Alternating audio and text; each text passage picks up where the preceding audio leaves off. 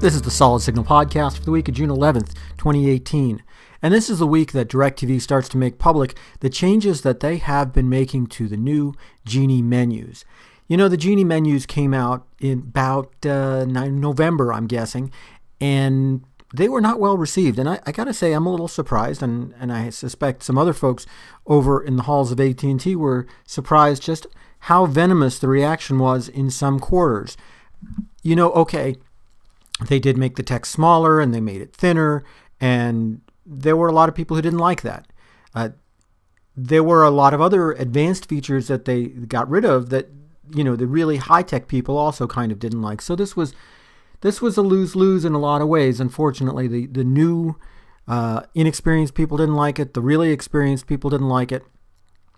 Even though I have to say, and this is something I've been saying before too, the user interface looks an awful lot like what's used for Spectrum. It looks an awful lot like what's used for Comcast, Xfinity as it were.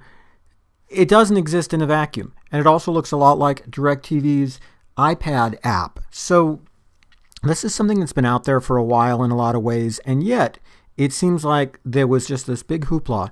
But, you know, good things came out of it, I have to tell you.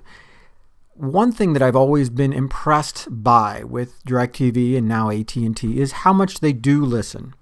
It seems like they don't, because this is a big company and things move very slowly. You would like to see the kind of changes that are being rolled out now. You would have liked to have seen them rolled out 5 months ago, and I get that.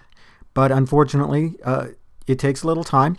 It takes time to test when you're talking about millions and millions of pieces of hardware that you're changing. And they wanted to get it right this time. And I think that the improvements that they made are significant. They're all very small. And I encourage you to look at the Solid Signal blog, blog.solidsignal.com, to find out more about that. But even though the changes are small, just kind of making text a little larger here, a little thicker there, spacing it out a bit more here, it does make things easier to use. I got to admit, one thing I'm not super happy with is that they took away the channel logos on the left side. I did like those in most cases, except in the case of Cinemax, where all the channel logos look the same anyway. But I did like that. A lot of people didn't, and they took it out. So that's totally cool. That's okay. But how did it happen? People say, okay, well, this is a victory. How did this victory come about? You know, it's because they really do listen.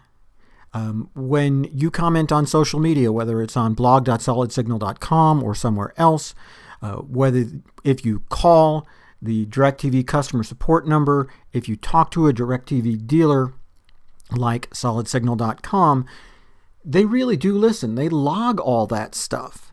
And then what they do is they look and say, a lot of it has to do with money. Okay, how much is this affecting the bottom line? Customer service takes time.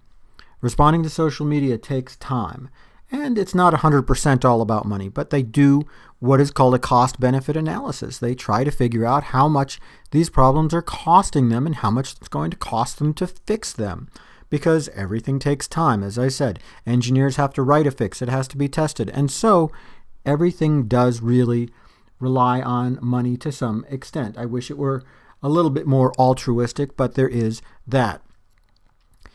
But all the number crunchers did their part, the engineers did their part, and now what you have is a user interface that is easier to use. It's still not perfect, and if you really are just incredibly wedded to the old one and how everything worked there, it's going to still be a source of frustration for you. I get that. The change from old to new is always a source of frustration for everybody.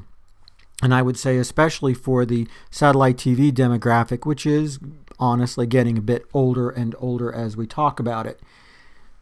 The message here, though, what I really want to put out is that some very hardworking people out there got a lot of things done in a reasonably short period of time and built something that is much, much better than the original.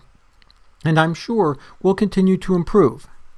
Just keep listening to this podcast, reading blog.solidsignal.com, and subscribing to DirecTV satellite service, because it really is about as good as you're going to get. It is tons and tons of TV for a really great price. That's about it for me for this week. Have a great one.